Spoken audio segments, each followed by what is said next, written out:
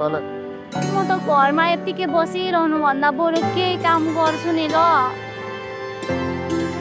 के गर्छौ हो पर्दैन अहिले काम गरेर दुःख गरेर पनि भने जस्तो स्यालेरी पाउने अवस्था छैन। नाइ म त गर्छु जे भए पनि गर्छु नि ल। टाइम पास पनि हुन्छ अनि घरमा खर्च पनि हुन्छ। तपाईँलाई जतिखेर यो छैन त्यो छैन भनिरहनु मलाई झ्याउ लागिसक्यो। बेकारमा तपाईँलाई रिस उठ्छ झगडा पर्छ।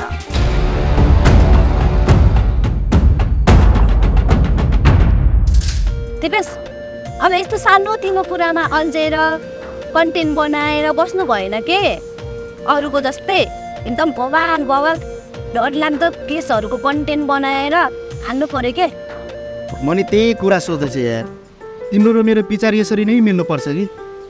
कुनै कुरामा सफलताको हात पार्न पार्टनरको मन विचार सबै मिल्नुपर्छ अनि बल्ल सफलताको शिखर छुम्न सक्छ। हो हो आई अन्डरस्टुड द्याट। अब भनेपछि हाम्रो मनसँग मन पनि कनेक्ट भयो नि त। तेरिका मेरो सब्जेक्टमा ध्यान दिने होइन के, अघि कुरा गरेको कन्टेन्टमा चाहिँ ध्यान दिनु पर्यो नि। ल ल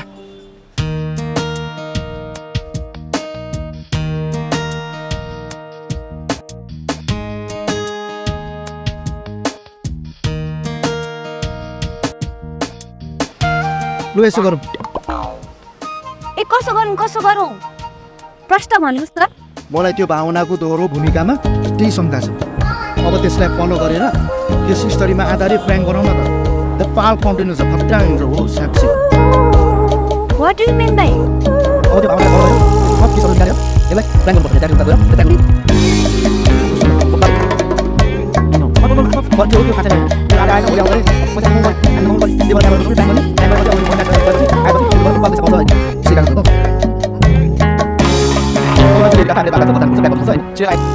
सबै काम चाहिँ हाम्रो प्लान अनुसार हुनुपर्छ है। ल जाउँ न त है।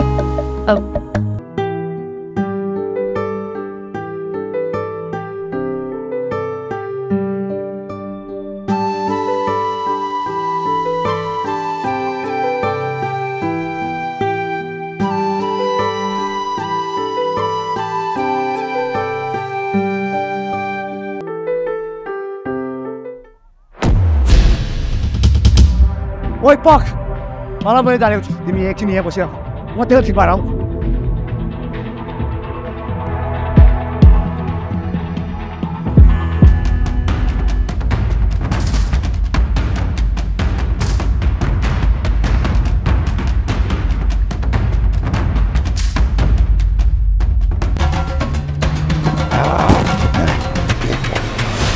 तैँले मलाई मार्ने यसले हानेको होइन।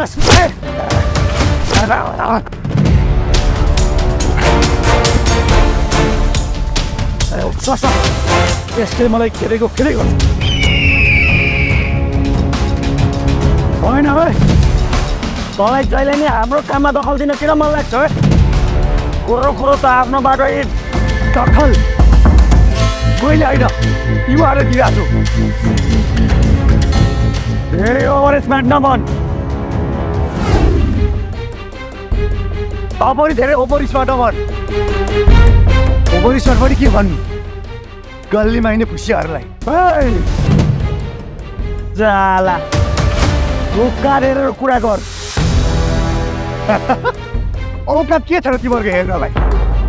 गल्लीमा हिँड्ने खुसिया भन्दा माथि त देख्दिन त कति र औकात भएको जस्तो कुरा गर्छ। मेरो कन्सिडर त छ तैँले मलाई गरेको खुसिया भन्ने? यो केटा निकै उम्लेको छ। पङ्गेरसँग साथी त त्यही त यसले घरि श्रीमानको कुरा घरि कमिसनको कुरामा घरि पर्सनल म्याटरमा दखल दिइरहेको। यसलाई त मर्ने गरी बनाउनु पर्ने हुन्छ।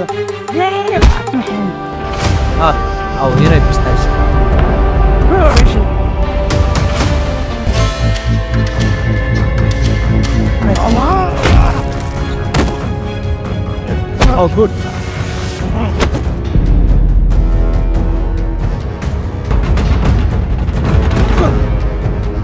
You are just to get the mammal young. मेरो माथो पर्दैन मलाई बचाउने लेभल मिलाएछ बुझेस्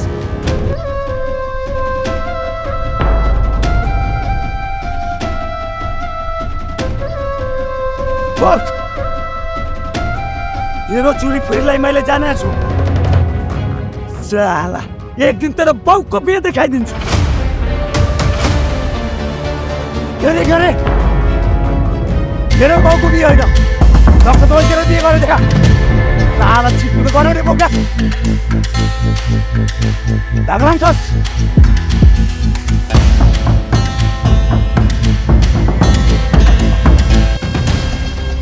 हेलो तपाईँ कहाँ हो के मलाई एक्लो छोडेर कहाँ गएको तपाईँ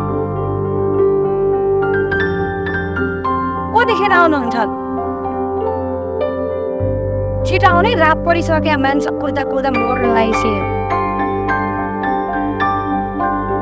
ल ल ल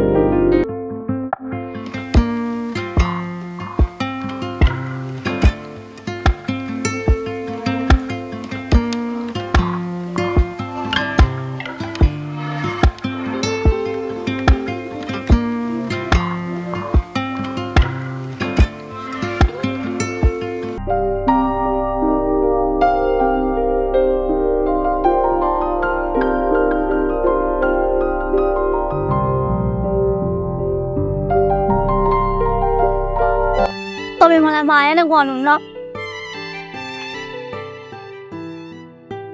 ल किन माया गरेन कसरी माया गरेन के तपाईँले मलाई माया गर्नुहुन्छ भने खोइ मेरो कुरा सुन्नु भएको खोइ मेरो फिलिङ्स बुझ्नु भएको होइन कहिले बुझेन मैले बुझिरहेको छु त यही हो बुझेको खोइ मेरो दुःखलाई महसुस गरेको तिमीले चाहिँ गयौ नि मेरो मायालाई महसुस तिमी पनि अर्कैसँग जान्छु भने होइन जाऊ न कोसँग जान आँट्यौ म जे पाए त्यहाँ आरोप नलाउनु है आइडु के को आरोप नि तिमी जयदेवसँग जान लाग्यो होइन र कहिले जान लाग्यो तँसँग तपाईँ मलाई किन घरिघरि मलाई मन नपर्ने मान्छेको नाम जोडिरहनुहुन्छ आइडो अल्लाहको धेर चित्त दुखाउनुहुन्छ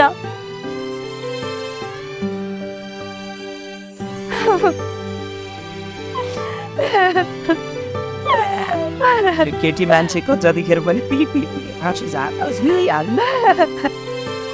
अर्काले जतिखेर चित्त दुखाउनुहुन्छ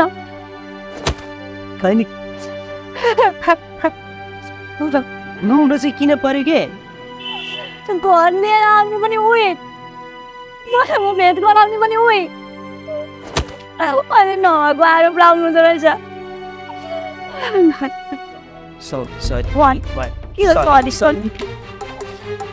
रिसाउन भने बुढाबुढीमा अलिअलि ठाडाठुडो त भइहाल्छ नि नरिसाउ हे बुढी नरिसाउ अलिअलि त भइहाल्छ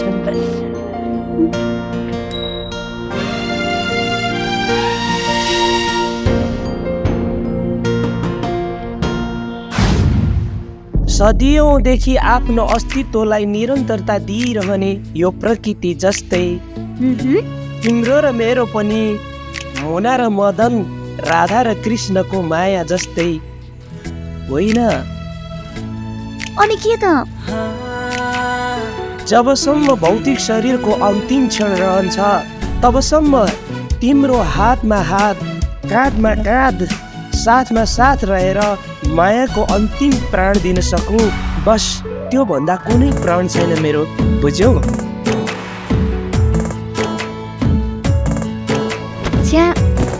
घरमा जस्तो रोमान्टिक नभन्नु न यहाँ मान्छेले देख्छन् क्या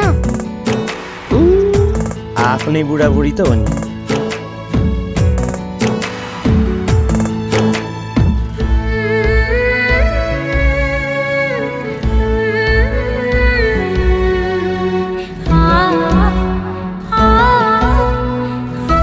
रोमान्टिक हुन मन लाग्यो हो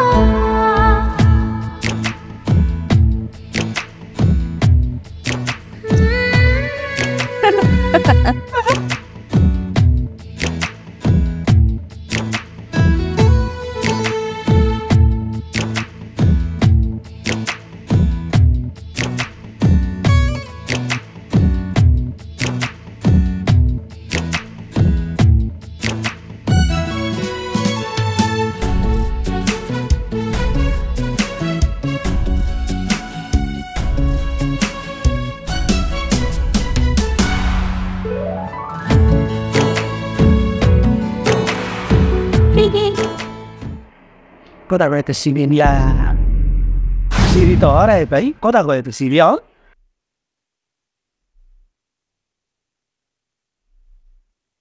होइन सिरी कता गयो हो आज एकैछिनमा कहाँ गयो है त्यो केटी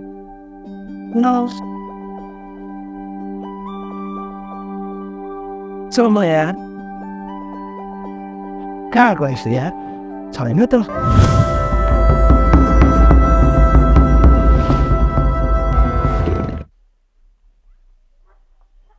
रिमाला मेरो कुरा सुन न सुन्दैन सुन भन्दैछु सुन्दिन एकचोटि त सुनिदेऊ यार तपाईँले जबरजस्ती गर्दा हुन्छ सुन्दिन सुन भन्दैछु सुन्दिन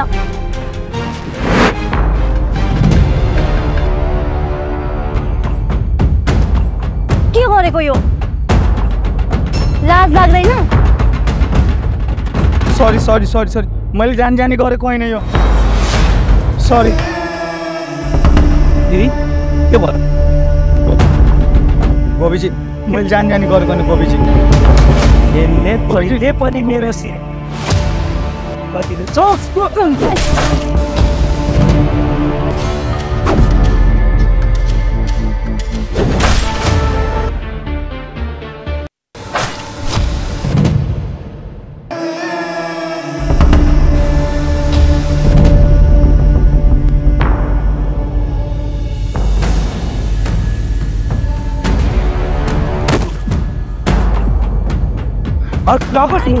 आँखा लाउनेको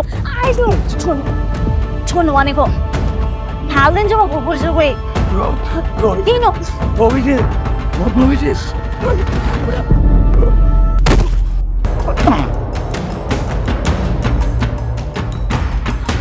छोडा यसको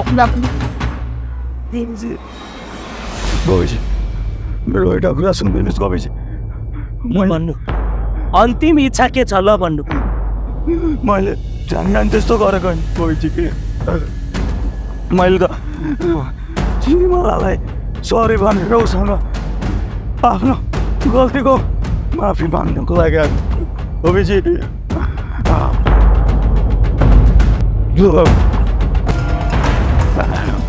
मलाई बचाइदिनुहोस् गोबीजी गोबीजी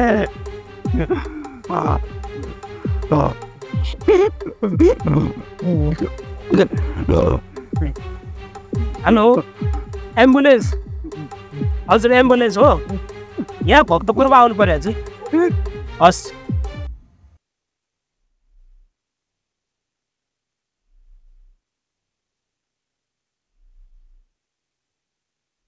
सर अब चाहिँ म सक्दिनँ है हजुरबाटै समाधानको निकास ल्याउन पर्यो ठिक छ मिलाम बा मलाई पनि फोनबाट धम्काइरहेको थियो अलि सतर्क रहनु होला उनीहरूले कति बेला कुन रूप धारण गरेर सताउने हो थाहा छैन तपाईँलाई त झन् चाइनिज व्यवसायहरूलाई प्राथमिकता दियो भनेर उनीहरू भित्रभित्रै आगो भइरहेछ होस् अब कुनै दिन यिनीहरूसँग म मिटिङ गराउँला अलिअलि नछरेसम्म टिक्नै दिँदैनन् छरेपछि मिलिहाल्छ त्यही त पछिल्लो समय हजुरलाई निकै तारेर गरिरहेछन्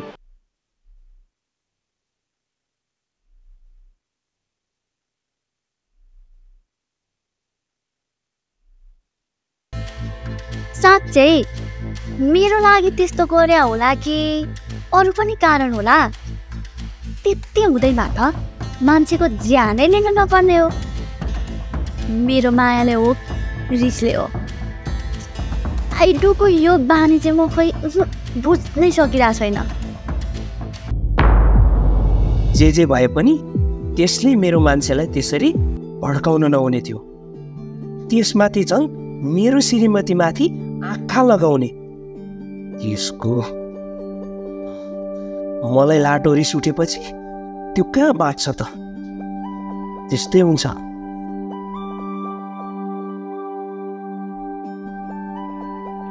आइडो, बरु अब तपाईँ केही समय लुक्नु। मलाई त लास्टै डर लाग्न थाल्यो।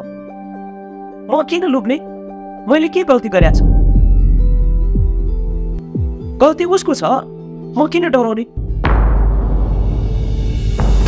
अनि किन त्यस्तो लाटो रिस गर्नुभएको त?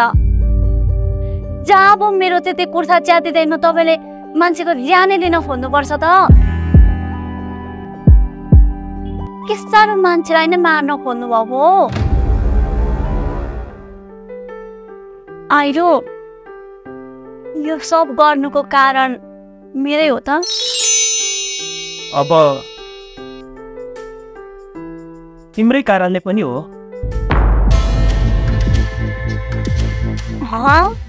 अनि अरू पनि कारण छ र? अब कारण त धेरै छन्। एक त तिमीलाई पटक पटक हात लगाएको कारण हो। अर्को कारण भनेको मेरो पैसा अभिरामलाई तिर्नु पर्दैन भनेर उक्साएको कारण हो। डबल रिसको झोकमा म परेको।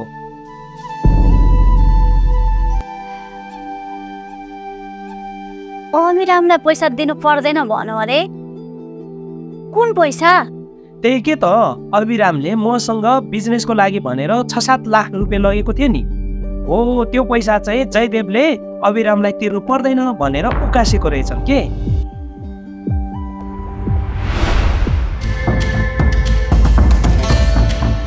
कसलाई फोन गरेको?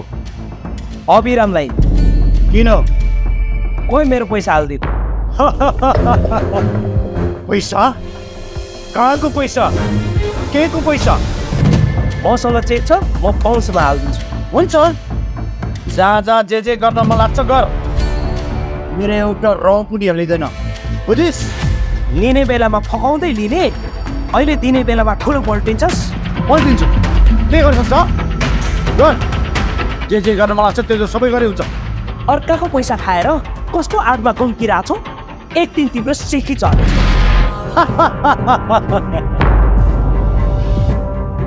मेरो सेकी झार्नु पर्दैन ब्रदर। मेरो पछाडि कसको हात छ थाहा छ? जेडी मैनाली। जेडी भनेको जयदेव। उहाँको तलदेखि माथिसम्म पहुँच छ, शक्ति छ, ताकत छ।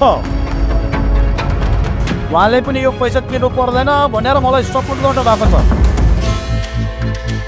अबदेखि यो पैसाको मामलामा मलाई कल गर्ने होइन महोदय।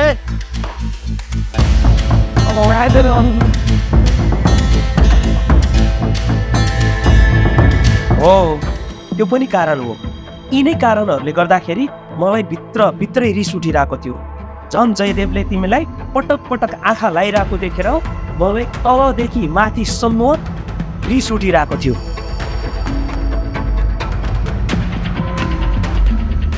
म त मेरो मायाले पो आइडुलाई लाटो रिस उठेर आएछ क्यारे भनेको त। कुरा अर्कै पो रहेछ। ल हो त नि, मेरो श्रीमतीलाई कसैले हातपात गर्छ भने म ठुलो रमिता हेरेर बस्न सक्दिनँ। म तिम्रो लागि कसैको ज्यान लिन सक्छु भने ज्यान दिन पनि सक्छु। तिमी मेरो अर्धाङ्गिनी हौ, कसैको मनोरञ्जनको साधन होइन। यो नसोच कि मैले माया गर्दिनँ भनेर। तिम्रो हरेक डिसिजनमा आफ्नै राइट छ। तिम्रो डिसिजनमा मेरो कुनै पनि नेगेटिभ ओपिनियन हुने छैन। आइडो, अब तपाईँ नै आफूलाई सुरक्षित राख्न घरभित्र बस्नु केही समय। बाहिर ननिस्किनु ल। केही हुँदैन, त्यस्तो डर लाग्छ र? त्यस्तो डराउनु पर्दैन। डर त लागिहाल्छ नि।